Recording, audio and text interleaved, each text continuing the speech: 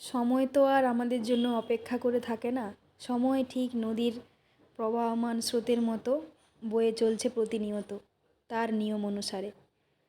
কিন্তু তার মধ্যে থেকে আমাদের এই ব্যস্ততম জীবন, যেই জীবনের প্রত্যেকটা দিন হয়তো কারো রুটিনের সাথে অন্যের রুটিনের মিল না থাকলেও কিন্তু জীবনযাত্রার ধরন প্রায় তো একই সবার।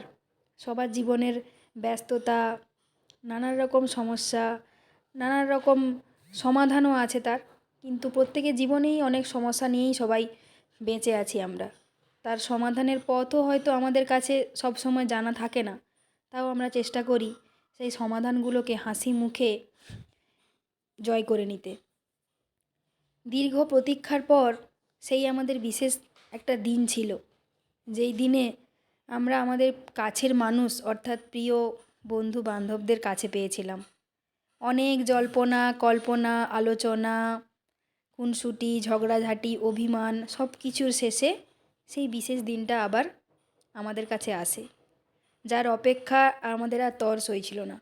সবথেকে বড় কথা, স্কুলের বন্ধু, কলেজের বন্ধু, আমরা অনেক সময় ভাবি না যে বন্ধুত্বের কোনো ঠিকানা থাকে না, বন্ধুত্ব আদৌ থাকবে কিনা আমরা কেউ জানি না।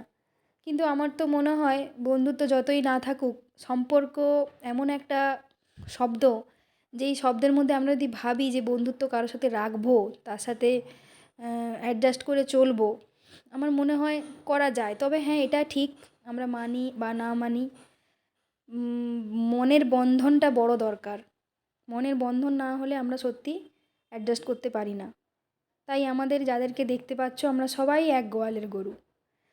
আমরা ভীষণভাবে পাগল, ভীষণভাবে আনন্দ করে বাঁচতে ভালোবাসি। আমাদের মধ্যে এখনও ছেলে মানুষই শেষ হয়ে যায়নি। আমরা সবাই বিয়ে হয়ে গেছে আমাদের, জীবনে অনেকগুলো দিন পেরিয়ে এসেছি। সেসব দিন তো আর নেই, স্কুল কলেজের দিন তো আর নেই। তাও আমরা সেই একই রকম রয়ে গেছি। সবসময় আমরা সুযোগ খুঁজি কখন একসঙ্গে দেখা হবে, কখন মজা করব। সবাই তো যে যার দূরে দূরে ছেলে মেয়েদের সংসার নিয়ে সবাই ব্যস্ত। তাও আমরা চেষ্টা করি যে একটু দেখা করার, একটু নিজেদের মধ্যে সময় কাটানো।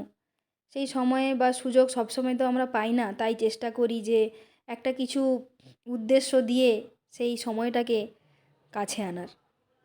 তো আমাদের হাজব্যান্ডরা যথেষ্ট সাপোর্টিভ বলেই সেটা হয়তো সম্ভব হয়। কিন্তু যদি না হতো তাহলে হয়তো আমরা পারতাম না, কারণ তারা যদি সঙ্গ না দিত কখনোই সেটা সম্ভব হয়ে উঠতো না। আস্তে আস্তে আমরা বুড়ো হব, কিন্তু আমরা সেই একই রকম পাগল থেকে যাব, ছেলে মানুষ থেকে যাব। আমাদের মানসিক টান সেই একই রকম রয়ে যাবে আশা করি।